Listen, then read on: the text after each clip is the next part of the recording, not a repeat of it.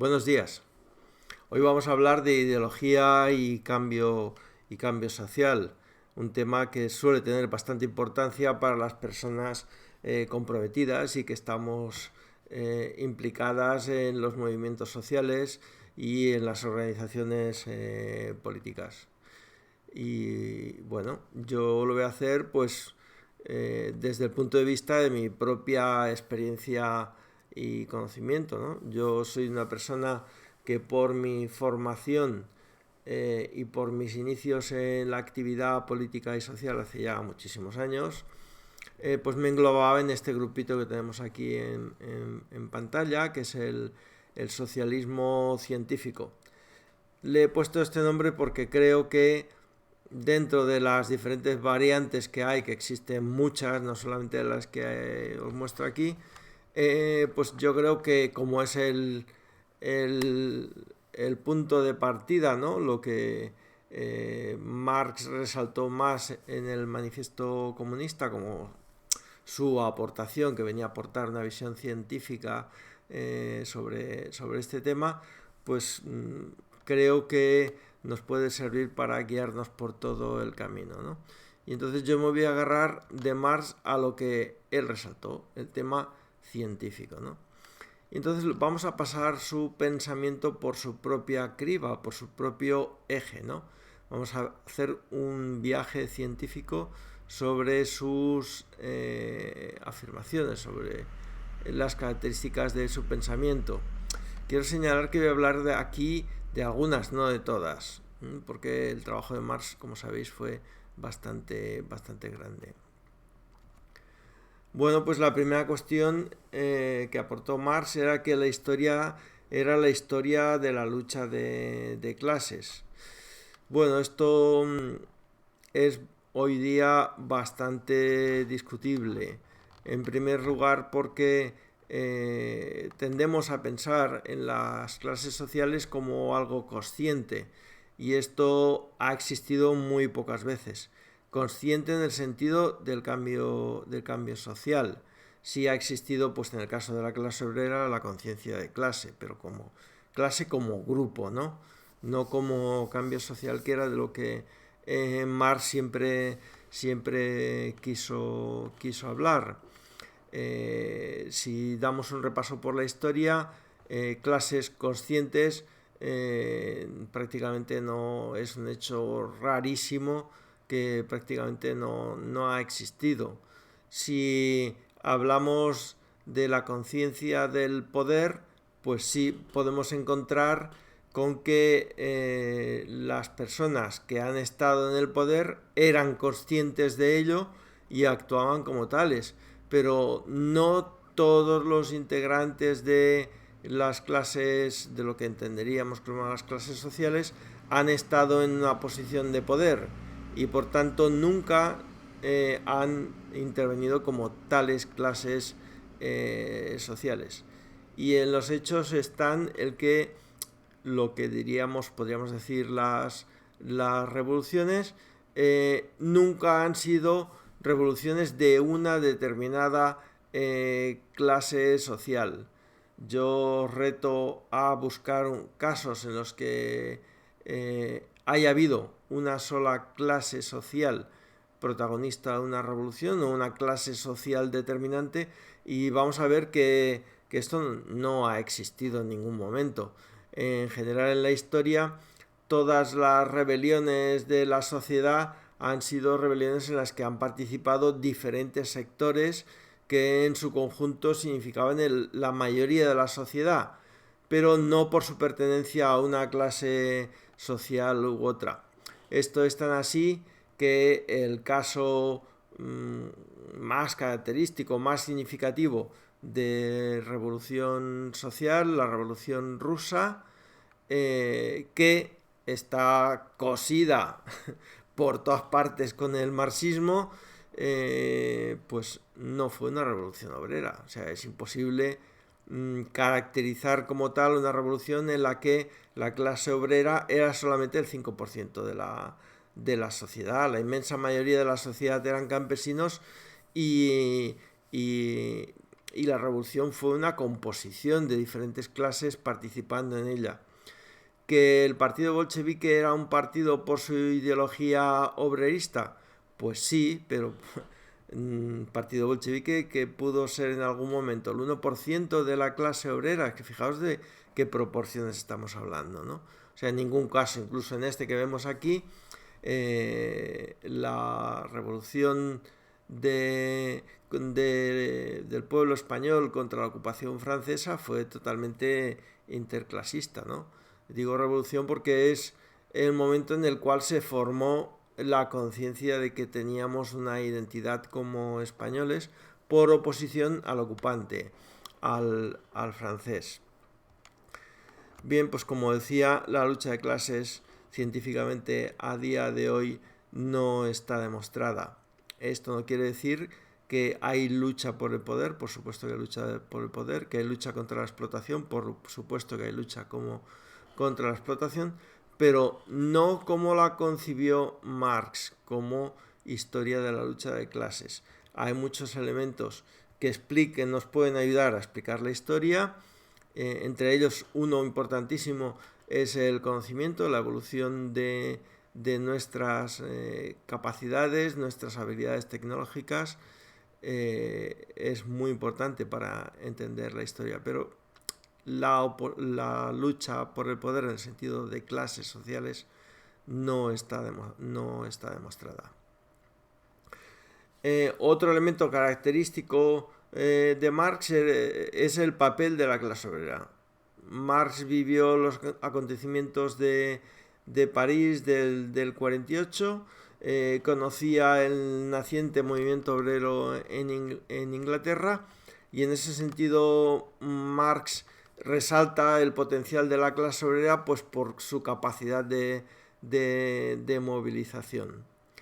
Sin embargo, debemos decir de que con el paso de los años este hecho, que podía ser clarísimo y muy evidente a finales del siglo XVIII, principios del siglo XIX, a día de hoy está bastante difuso, porque nos encontramos con que hay muchos otros movimientos sociales que incluso en este momento tienen mayor peso, ¿no?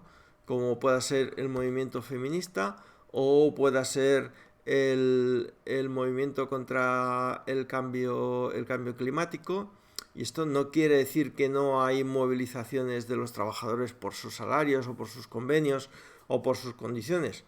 Los hay, por supuesto, pero aquel lugar de centralidad que Marx le atribuyó a la clase obrera, hoy por hoy pues es bastante insostenible, no se puede demostrar. Bien, otro tema importantísimo que, bueno, Marx ya explicó de que el Estado era una organización de la minoría de la sociedad para explotar a la inmensa mayoría de la sociedad. Sin embargo, la explicación de Marx deja de lado un hecho importantísimo, y es que el Estado no surge como imposición. El Estado, cuando aparece, es una novedad en la sociedad y es algo creado con la colaboración y con el apoyo, el consentimiento y la voluntariedad de lo que era la sociedad en aquella época, ¿no? El Estado surge con los primeros asentamientos humanos, con las poblaciones estables, agrícolas fundamentalmente, que necesitan protegerse de otras tribus que los asaltaban y robaban sus cosechas, ¿no? Entonces el Estado, cuando surge por aportación voluntaria de las personas y es reconocido por toda la sociedad como una ventaja. Este dato es importantísimo porque si no, no podemos entender muchas cosas que han sucedido, ¿no? Y el hecho de que Marx le pusiera después el apelativo de obrero para decir que, bueno, que cuando es el Estado nuestro es mucho mejor, pues desgraciadamente la experiencia no lo demuestra, ¿no? Todos hemos conocido la experiencia soviética y sabemos que allí ha habido una de las dictaduras más terribles que ha tenido la humanidad, y que esta dictadura ha tenido que ver con el dominio por parte del Estado de toda la sociedad y de todos los elementos que integran la sociedad.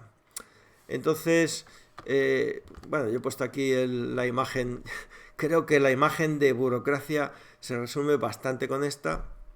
Veis aquí un señor en blanco y negro con sus laureles alrededor diciendo, ¡ah, qué importante que soy yo!, ¿no? Bueno, pues esto tiene que ver con cuál ha sido el papel de la burocracia. O sea, la burocracia nace con el Estado. Si no hay burocracia, no hay Estado. Y concretamente en los primeros años de los estados, el responsable de la explotación fue precisamente la burocracia.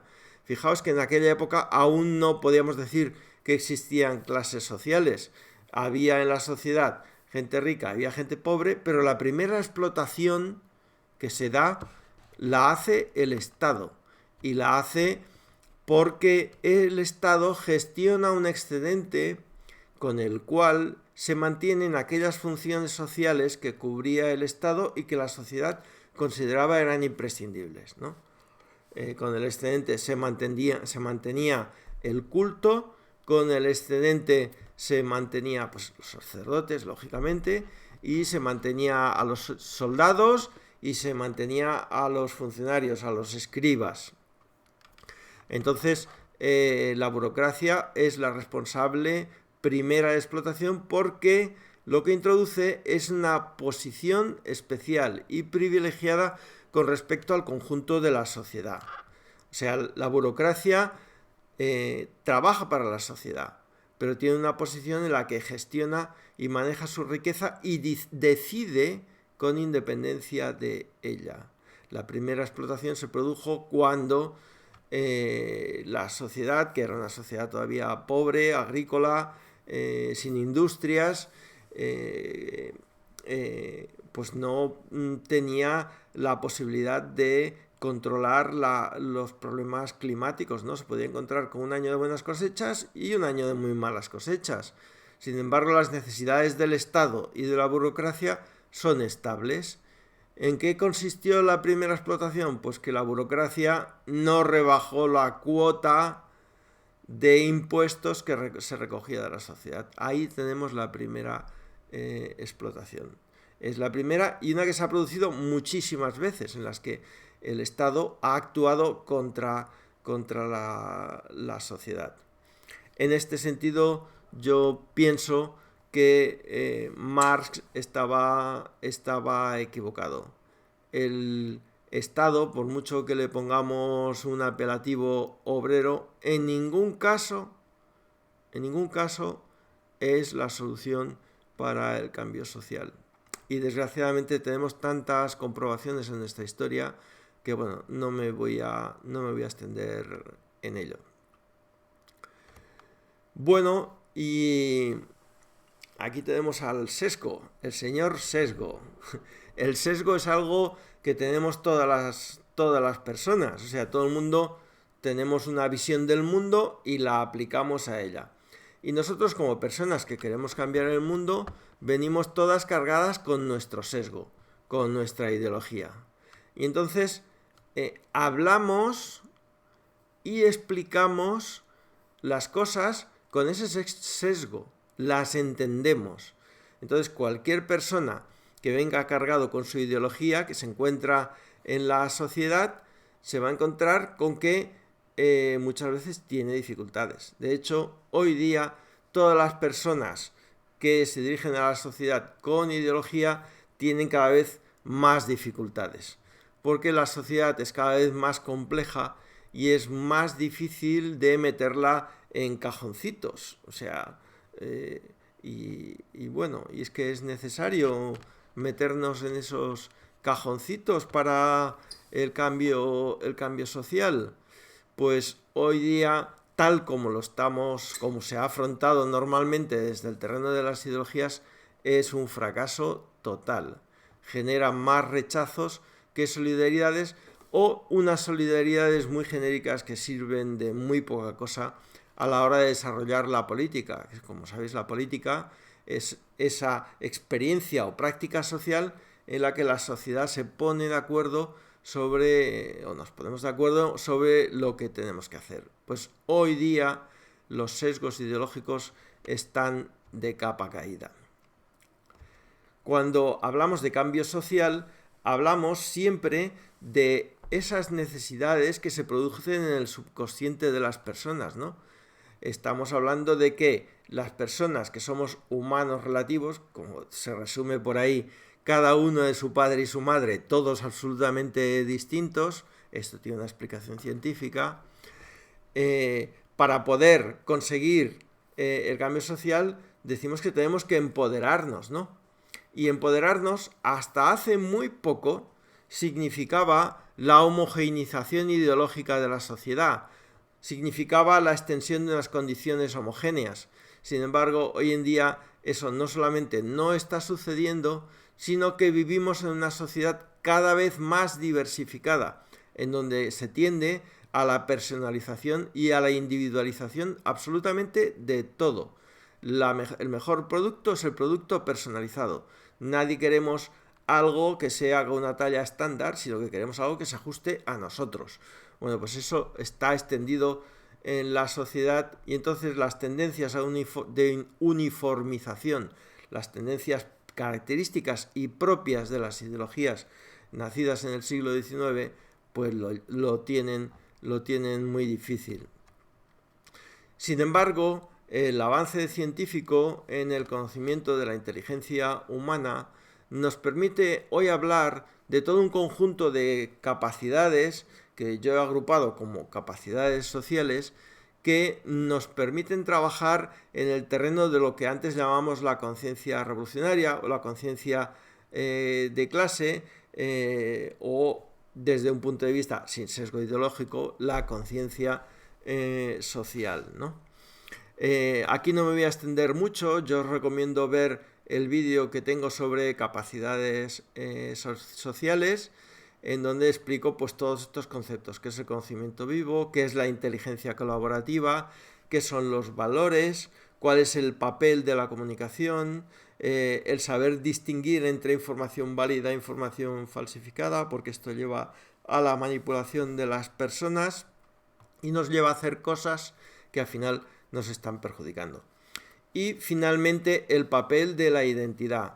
Aquello que decíamos de yo me siento obrero, pues yo también me siento nacionalista, yo me siento feminista, etcétera, etcétera. Las identidades son la fórmula personalizada hoy día con la que las personas se empoderan con valores personales y sociales para llegar a acuerdos con la sociedad, para colaborar. Y en eso el papel más importante lo tiene el conocimiento, lo que aquí llamo conocimiento vivo, que cada persona tenemos. Bueno, no me voy a extender, ya recomiendo que veáis ese vídeo.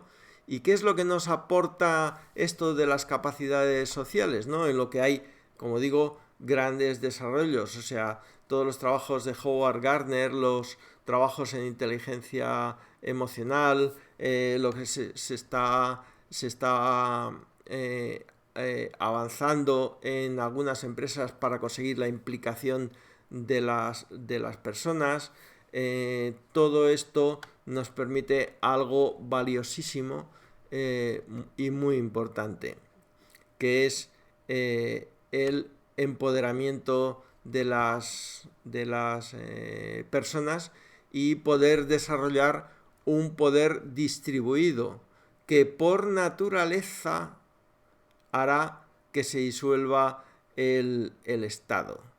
Entonces, aquello que decía Marx de que el Estado obrero por naturaleza se disolverá, ya hemos visto que no solamente no se disolvió, sino que se fortaleció.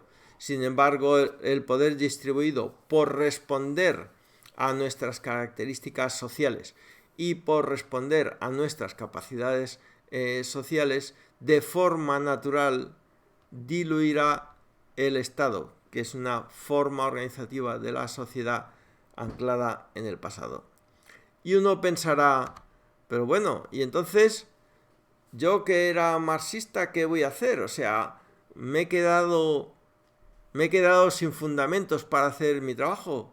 Pues, a ver, en esto ya son decisiones personales, pero yo le propongo hacer la reflexión sobre el origen del marxismo, ¿no?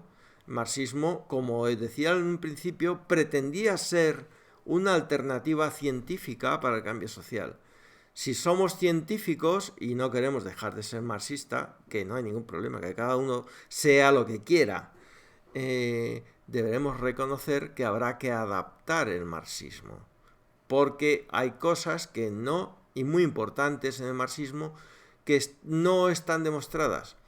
Hay muchas cosas que Marx hizo basadas en unos conocimientos que hoy en día se han superado muchísimo y que no tiene ni pies ni cabeza en mantenerlo como tal. Y sobre todo, lo más importante, Marx desconocía por completo nuestras capacidades sociales. Y hoy en día es algo que está demostrado científicamente y que podemos incorporar en nuestra actividad para la transformación y mejora de la sociedad. Es, al final, mantener el criterio de científico. El cambio debe de ser científico, porque la ciencia y el conocimiento son lo que explican nuestra evolución.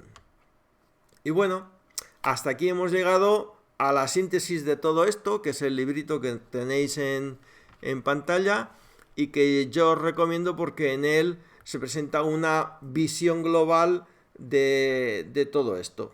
Sobre ello estoy escribiendo, estoy haciendo muchos vídeos, estoy haciendo mucho trabajo de comunicación y bueno, pues os animo a seguirlo, ir contrastando y sobre todo, lo más importante, a que cada cual os hagáis vuestra idea, porque cada cual somos protagonistas del cambio. Y hasta aquí hemos llegado. Hasta otra.